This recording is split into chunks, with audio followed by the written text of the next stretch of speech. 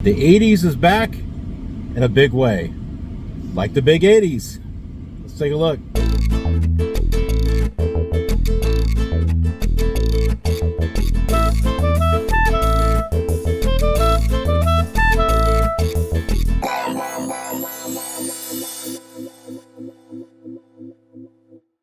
It's a killer awesome day, or rather it's turning into evening, and we're at some place pretty cool that I haven't been to in a long while.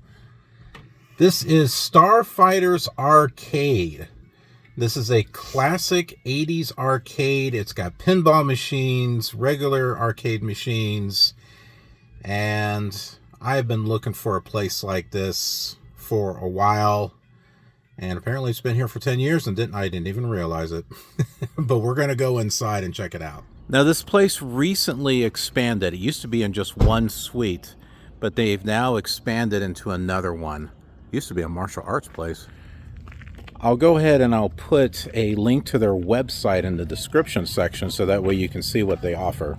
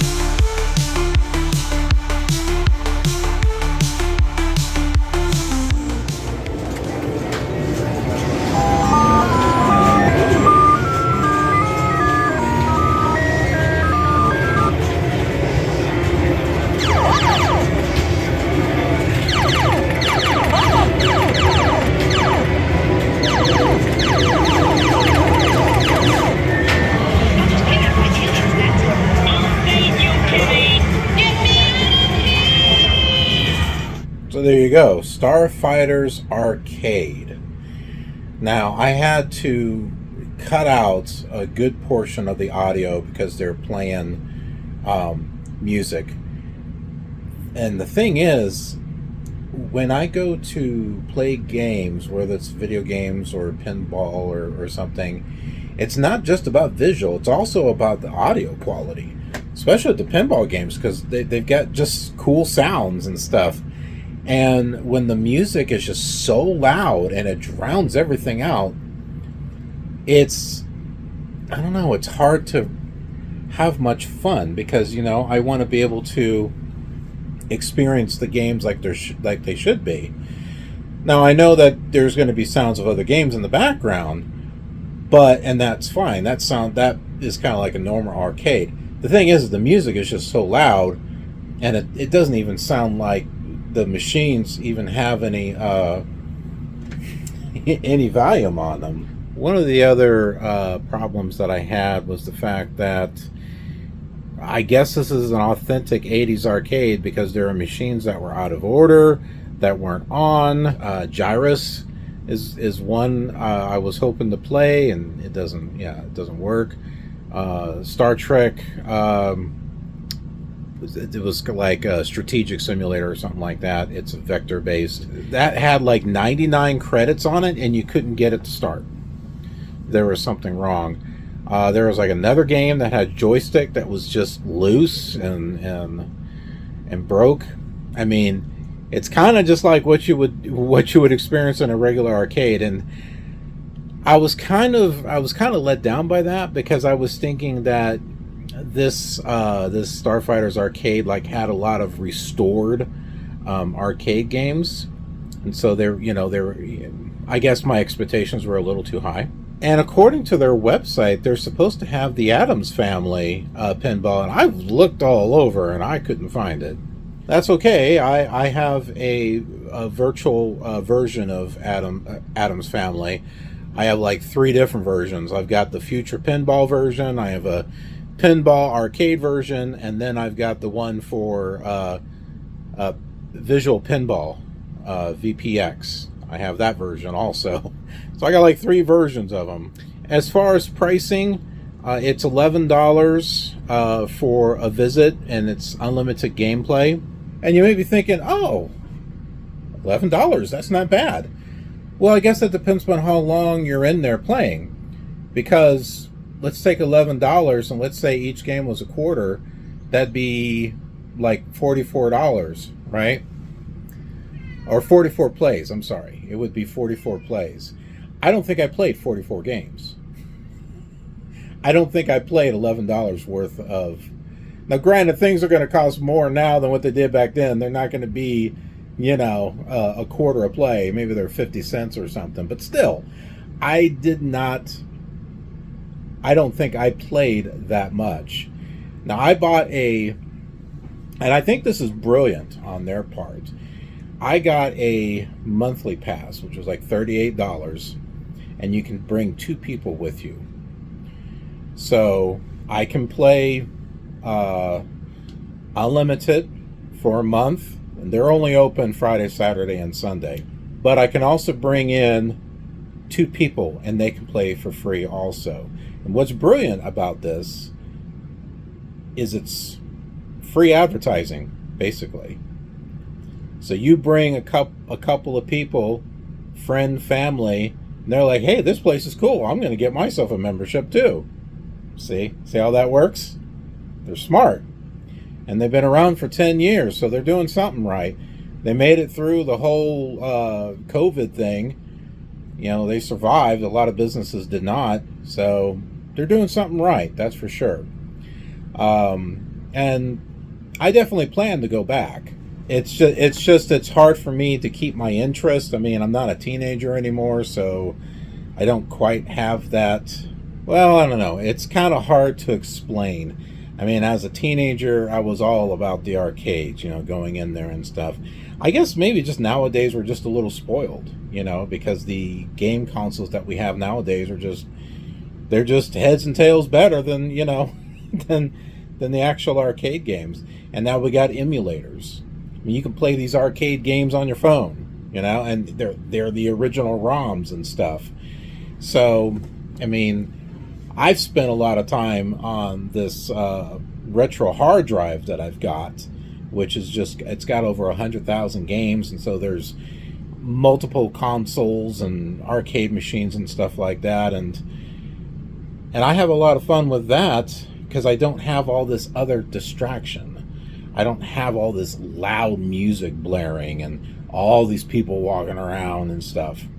So, I mean, I like to be able to go out and just have that kind of experience, but I just feel like I wouldn't be able to stay there very long without, you know, just getting kind of bored, you know, looking around. I'm like, yeah, kind of played that, kind of played that, kind of played that, and I don't know if I want to play that one, you know, something like that.